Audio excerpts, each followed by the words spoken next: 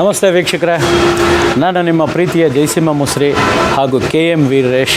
ನಮ್ಮ ಚಿತ್ರಲೋಕ ಯೂಟ್ಯೂಬ್ ಚಾನಲ್ಗೆ ಸ್ವಾಗತವನ್ನು ಕೋರ್ತಾ ಇದ್ದೀವಿ. ದಯವಿಟ್ಟು ನಮ್ಮ ಚಿತ್ರಲೋಕ ಯೂಟ್ಯೂಬ್ ಚಾನಲ್ಗೆ ಸಬ್ಸ್ಕ್ರೈಬ್ ಆಗದೇ ಇರೋರು ದಯವಿಟ್ಟು ಸಬ್ಸ್ಕ್ರೈಬ್ ಆಗಿರ್ತಕ್ಕಂಥ ಸ್ನೇಹಿತರು ತಮ್ಮ ಸ್ನೇಹಿತರಿಗೆ ಹೇಳಿಬಿಟ್ಟು ಸಬ್ಸ್ಕ್ರೈಬ್ ಮಾಡಿಸಿ. ಸ್ನೇಹಿತರೆ, ನಮ್ಮ ಕರ್ನಾಟಕ ರಾಜ್ಯದ 6 ತಿಂಗಳಿಂದ ಸುಮಾರು ಅಥವಾ 8 ತಿಂಗಳು ಆಗಿರ್ಬೋದು, ರಾಜಕಾರಣದ ಹಗ್ಗ ಜಗ್ಗಾಟದ ಒಂದು ಕೊನೆ ಹಂತ ಬಂತು. DK ಶಿವಕುಮಾರ್ ಅವರು ಮುಖ್ಯಮಂತ್ರಿಗಳಾದರು. ನಮ್ಮ ಯೂಟ್ಯೂಬ್ ಚಾನಲಿಂದ ಅವರಿಗೆ ಅಭಿನಂದನೆ ಸಲ್ಲಿಸ್ತಾ ಇದ್ದೀವಿ. ಇವತ್ತು ನಾನು ಬಸವೇಶ್ವರ ನಗರಕ್ಕೆ ಬಂದಿದ್ದೀನಿ. ಬಸವೇಶ್ವರ ನಗರದಲ್ಲಿ ಏನಂದರೆ, ಸುಮಾರು ನಾನು ನೋಡಿದ ಹಾಗೆ ನಾನು ಈ ಒಂದು ಪರ್ಟಿಕ್ಯುಲರ್ ಏರಿಯಾದಲ್ಲಿ 2000 ಇಸ್ವಿಯಿಂದ ಒಂದು 2006ವರೆಗೂ ನಾನು ಬಸವೇಶ್ವರ ನಗರದಲ್ಲಿ ಈ ಏರಿಯಾನಲ್ಲಿದ್ದೆ. ಈ ಏರಿಯಾನಲ್ಲಿ ಏನಂದರೆ, ಈಗ ನನ್ನ ಹಿಂದೆ ಕಾಣ್ತಾ ಇರ್ತಕ್ಕಂಥ ಮನೆ ಇದೆಯಲ್ಲ, ಇಲ್ಲಿ DK ಶಿವಕುಮಾರ್ ಅವರಾಗ್ಬೋದು, ಅವರ ತಮ್ಮ DK ಸುರೇಶ್ ಅವರಾಗ್ಬೋದು, ಎಂಟೈರ್ ಫ್ಯಾಮ್ಲಿ ಈ ಹಿಂದ್ಗಡೆ ಕಾಣ್ತಿರ್ತಕ್ಕಂಥ ಮನೆಯಲ್ಲಿ ವಾಸವಾಗಿದ್ದರು. ನಾನು ಅವ್ರನ್ನ ದಿವಸ ಭೇಟಿ ಮಾಡ್ತಾಯಿದ್ದೆ. ಯಾಕೆ ಅಂದರೆ ಇಲ್ಲಿ ಆಮೇಲೆ ಇನ್ನೊಂದು ಮನೆ ತೋರಿಸ್ತೀನಿ. ಇದ್ರ ಹಿಂದ್ಗಡೆ ಇನ್ನೂ ಒಂದು ಮನೆ ಇದೆ. ಇಲ್ಲಿ ನಮ್ಮ ಅಣ್ಣ ವಾಸವಾಗಿದ್ದರು. ವಾಸವಾಗಿದ್ದರಿಂದ ಪಕ್ಕದ ರೋಡಲ್ಲಿ ನಾನು ವಾಸವಾಗಿದ್ದೆ. ನಾನು ನನ್ನ ಮಕ್ಕಳು ಎಲ್ಲ ಬರಬೇಕಾದ್ರೆ DK ಸಾಹೇಬ್ರನ್ನ hi hello sir how are you ಅಂದ್ಬಿಟ್ಟು ಹೀಗೆ ಮಾತಾಡಿಸ್ತಾ ಇದ್ದಂಥ ಕಾಲ. ವಿಶೇಷ ಏನಂದರೆ, ನಾವು ದಿವಸ ನೋಡ್ತಾ ಇರ್ತಕ್ಕಂಥ ವ್ಯಕ್ತಿ ಇವತ್ತಿಗೆ ನಮ್ಮ ಮುಂದೆ ಕರ್ನಾಟಕ ರಾಜ್ಯದ ಮುಖ್ಯಮಂತ್ರಿ ಆದಾಗ ನಮಗೂ ಅಷ್ಟೇ ಸಂತೋಷ ಆಗುತ್ತೆ. ನಾವು ಡೈಲಿ ಮಾತಾಡ್ತಾ ಇದ್ವಪ್ಪ, ನಮ್ಮನ್ನು ಹಾಯ್ ಹೇಳ್ತಾಯಿದ್ರು, ಹಲೋ ಹೇಳ್ತಾಯಿದ್ರು ಅನ್ನೋ ಒಂದು ವ್ಯಕ್ತಿ ಇವತ್ತಿಗೆ ರಾಜ್ಯದ ಮುಖ್ಯಮಂತ್ರಿ ಆದಾಗ ನಮಗೂ ಸಂತೋಷ ಆಯಿತು. ಈಗ ಪರ್ಸ್ನಲಿ ಹೇಳ್ಬೇಕಾದ್ರೆ ನಾನು ಅವ್ರಿಗೆ ಅಭಿನಂದನೆ ಸಲ್ಲಿಸ್ತಿದ್ದೀನಿ. ಸ್ನೇಹಿತರೆ, ನನಗೆ ಗೊತ್ತಿದ್ದ ಹಾಗೆ DK ಸಾಹೇಬರು ಮೊದಲನೇ ಬಾರಿಗೆ ಬೆಂಗಳೂರಿನಲ್ಲಿ ವಾಸವಾಗಿದ್ದಂಥ ಮನೆಯೇ ಇದು ಅಂತ ಹೇಳಿ ಇವತ್ತಿಗೂ DK ಶಿವಕುಮಾರ್ ಅವರ ಸೋದರ ಅತ್ತೆಯವರು ಇದೇ ಮನೆಯಲ್ಲಿ ಮೇಲ್ಗಡೆ ವಾಸವಾಗಿದ್ದಾರೆ. ಹಾಗೂ DK ಶಿವಕುಮಾರ್ ಅವರ ತಂದೆ ಕೆಂಪೇಗೌಡ ಅಂದರೆ DK ಕೆಂಪೇಗೌಡ ಅಂತಲೇ ಇದೆ, ಹಾಗೂ ಶ್ರೀಮತಿ M ಗೌರಮ್ಮ ಅಂತ ಇವತ್ತಿಗೂ ಆ ಬೋರ್ಡು ಇದೇ ಬಿಲ್ಡಿಂಗ್ನಲ್ಲಿ ಹಾಗೇ ಇದೆ. ಯಾಕೆಂದರೆ ಇದನ್ನು ಮೋಸ್ಟ್ಲಿ ಬೆಂಗಳೂರಿನಲ್ಲಿ ಮೊದಲನೇ ಆಸ್ತಿ ಮಾಡಿದ್ರು ಅಂತ ಅನ್ನಿಸುತ್ತೆ. ಹಾಗಾಗಿ ಇದನ್ನು ಇನ್ನೂ ಉಳಿಸ್ಕೊಂಡಿದ್ದಾರೆ. ಎಲ್ಲವೂ ಹಾಗೇ ಇದೆ. ಬೆಂಗಳೂರಿನಲ್ಲಿ ತಗೊಂಡಂಥ ಮೊದಲನೇ ಪ್ರಾಪರ್ಟಿ ಇದು. ಸೊ ಈ ಪ್ರಾಪರ್ಟಿ ಎಂಥ ಲಕ್ಕಿಯೆಸ್ಟ್ ಪ್ರಾಪರ್ಟಿ ಅಂದರೆ, ಅವರು ಬೆಂಗಳೂರಿನಲ್ಲಿ ತಗೊಂಡು ಇದೇ ಮನೆಯಲ್ಲಿ ವಾಸವಾಗಿದ್ದರು. ನಾನು ಸುಮಾರು ಒಂದು 3-4 ವರ್ಷ ಹೇಳಿದಾಗೆ ನಾನು ಮಾತಾಡಿಸಿದ್ದೀನಿ ಅವ್ರನ್ನ. ಎಲ್ಲವೂ ಆಗಿ ಇವತ್ತಿಗೆ ಅತೀ ಉನ್ನತವಾದ ಒಂದು ಸ್ಥಾನ ಅಲಂಕರಿಸಿದ್ದಾರೆ. ಅಂದರೆ ಈ ಮನೆ ಎಂಥ ಅದೃಷ್ಟದ ಮನೆ. ನೀವೇ ಒಂದು ಜನರಲಾಗಿ ನಾನು ಮಾತಾಡ್ತಾ ಇದ್ದೀನಿ, ಎಂಥ ಅದೃಷ್ಟದ ಮನೆ ನೋಡಿ. ಇವತ್ತಿಗೂ ಅವ್ರ ಸೋದರತ್ತೆಯವರು ಇಲ್ಲೇ ವಾಸವಾಗಿದ್ದಾರೆ.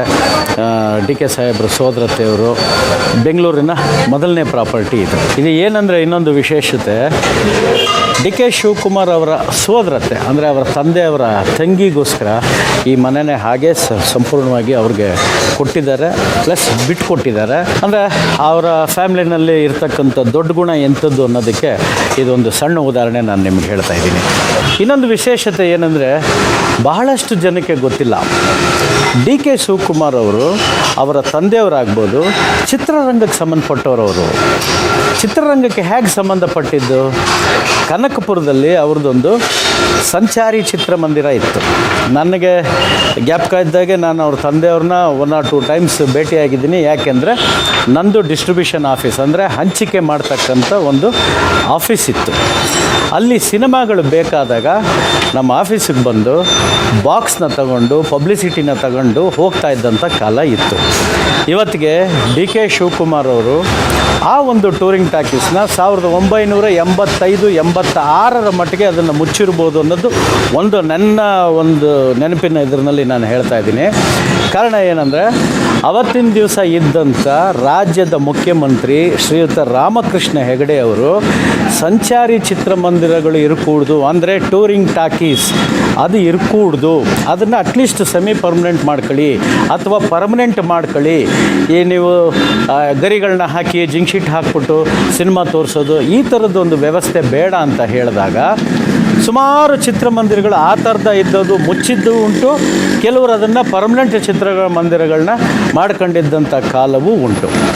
ಸೊ ಹೀಗಾಗಿ ಡಿ ಕೆ ಶಿವಕುಮಾರ್ ಅವರು ಕನ್ನಡ ಚಿತ್ರರಂಗಕ್ಕೆ, ಅಂದರೆ ಕನ್ನಡ ಚಿತ್ರರಂಗ ಅನ್ನೋದಕ್ಕಿಂತ ಚಿತ್ರರಂಗಕ್ಕೆ ತುಂಬ ಹತ್ತಿರವಾಗಿದ್ದಂಥ ವ್ಯಕ್ತಿ.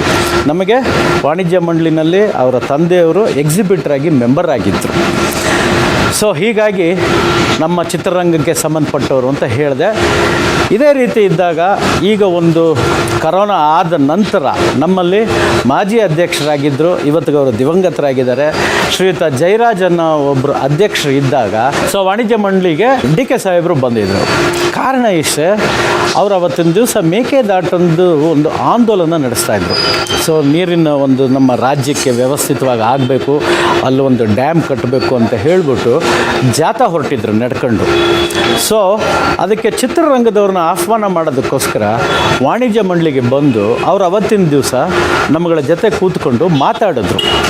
ಏನಂತ, ನಾನು ಚಿತ್ರರಂಗಕ್ಕೆ ಸಂಬಂಧಪಟ್ಟವನೇ, ನಾನು ನಿಮ್ಮಲ್ಲಿ ಒಬ್ಬ ಮೆಂಬರ್ ಆಗಿದ್ದವನು, ಸೊ ನನಗೂ ಇದು ಸಂಬಂಧಪಟ್ಟಿರೋದ್ರಿಂದ ನಾನೇ ಚಿತ್ರರಂಗದವ್ರು ಎಲ್ಲರನ್ನೂ ಕರಿತಿದ್ದೀನಿ, ದಯವಿಟ್ಟು ನೀವು ನನ್ನ ಮೇಕೆದಾಟಿನ ಯೋಜನೆಗೆ ಜಾಥಾ ಮಾಡಬೇಕಾದ್ರೆ ಚಿತ್ರರಂಗದವ್ರು ಎಲ್ಲರೂ ದಯವಿಟ್ಟು ಬನ್ನಿ ಅಂತ ಹೇಳಿಬಿಟ್ಟು ನಮ್ಮನ್ನು ಆಹ್ವಾನ ಮಾಡಿದಾಗ ಅವತ್ತಿನ ದಿವಸ ಏನಾಯಿತೋ ಏನು ಕಥೆನೋ ಗೊತ್ತಿಲ್ಲ. ಕೆಲವರು ಅದಕ್ಕೆ ಸ್ಪಂದಿಸಿದ್ರು, ಕೆಲವರು ಸ್ಪಂದಿಸಿಲ್ಲ. ಆದರೂ ಇನ್ನೂ ಒಂದು ಹೇಳೋದಕ್ಕೆ ಇಷ್ಟಪಡ್ತೀನಿ, ಇವತ್ತಿನ ದಿವಸ ಡಿ ಕೆ ಸಾಹೇಬರು ಸುಮಾರು ಹೆಚ್ಚು ಕಡಿಮೆ ಮಾಲ್ಗಳಲ್ಲಿ 23ರಿಂದ 24 ಸ್ಕ್ರೀನ್ಸ್ಗೆ ಓನರ್ ಆಗಿದ್ದಾರೆ ಅವರು. ಎಸ್, ಇವತ್ತಿಗೂ ಅವರು ಆ ಥಿಯೇಟ್ರ್ ಬಿಸ್ನೆಸ್ನ ಬಿಟ್ಟಿಲ್ಲ. ಅವ್ರು ಎಷ್ಟೇ ದೊಡ್ಡದಾಗಿ ಬೆಳೆದಿದ್ರು ಥಿಯೇಟ್ರ್ ಬಿಸ್ನೆಸ್ನ ಬಿಟ್ಟಿಲ್ಲ. ಕಾಲದಲ್ಲಿ 5 ಟೂರಿಂಗ್ ಟ್ಯಾಕ್ಸಿ ಕೋಲಾರಲ್ಲಿ, ಕೋಡಳ್ಳಿ, ಆರೋಗ್ಯದಲ್ಲಿ, ಹುಣಸಳ್ಳಿ, ಇಲ್ಲಿರುವಂಥ ಬಹುತೇಕ 50% ಎಲ್ಲ ನನ್ನ ಪರಿಚಯ ಇರೋರು ಜೊತೆ ಕೆಲಸ ಮಾಡೋದಲ್ಲ ಇದ್ದಾರೆ. ನಾವೆಲ್ಲ ಡಬ್ಬ ಒತ್ತಿ ಬಸ್ ಹಾಕಿ ಗಾಂಧಿನಗರದ ಪ್ರತಿಯೊಂದು ಬಿಲ್ಡಿಂಗ್ ಕೂಡ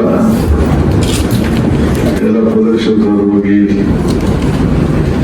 ಎಲ್ಲ ಪ್ರೊಡ್ಯೂಸರ್ಸ್ ಹತ್ರ, ಡಿಸ್ಟ್ರಿಬ್ಯೂಟರ್ಸ್ ಹತ್ರ ಹೋಗಿ ಮಾತಾಡಿಕೊಂಡು ಕಾಲ ಕಳೆದು ಅವ್ನಿಗೆ ಈ ರೇಟ್ ಆಯ್ತು, ಅವ್ನಿಗೆ ಆ ರೇಟ್ ಆಯ್ತು ಅಂತೇಳಿ ಚರ್ಚೆ ಮಾಡಿಕೊಂಡು ಅದೊಂದು ಕಾಲ. ಈ ಕಾಲ ಬದಲಾವಣೆ ದೊಡ್ಡದೊಡ್ಡಿಗೆ ಇಂಡಸ್ಟ್ರಿಗೆ ಹೋಗ್ಬಿದೆ. ಇಲ್ಲಿ ಆದ್ರೂ ಕೂಡ ತಾವೆಲ್ಲ ಎಷ್ಟೇ ಕಷ್ಟ ಆದ್ರೂ ಕೂಡ ತಾವು ನಡೆಸ್ತಾ ಇದ್ದೀವಿ. 7 ವರ್ಷದಿಂದ ತಾವು ಕೊಟ್ಟಂತ ಶ್ರಮ, ಈ ಬ್ಯಾಂಕ್ ಅವರು ಯಾವ ತರದ ಸಹಕಾರ ಕೊಡದೆ, ಸರ್ಕಾರದವರು ಅವರು ಕೂಡ ಸಹಕಾರ ಕೊಡಲಾಗದೆ, ಇಡೀ ಚಲನಚಿತ್ರದ ವಾಣಿಜ್ಯ ಮಂಡಳಿ ಏನು ಸಿನಿಮಾ ಶೂಟಿಂಗ್ಗೆ ಅಸಿಸ್ಟೆಂಟ್ ಮಾಡ್ತಿದ್ದಂತ ಬಾಯ್ಸು, ಕಲಾವಿದರು, ಸೈಡ್ ಆಕ್ಟರ್ಗಳು, ಮೇಕಪ್ ಅವರು, ಥಿಯೇಟರ್ ಕೆಲಸ ಮಾಡ್ತಿದ್ದಂಥವ್ರು, ಕಾರ್ಮಿಕ, ಎಲ್ಲರೂ ಕೂಡ ತೊಂದರೆ ಆಗೋಯ್ತು.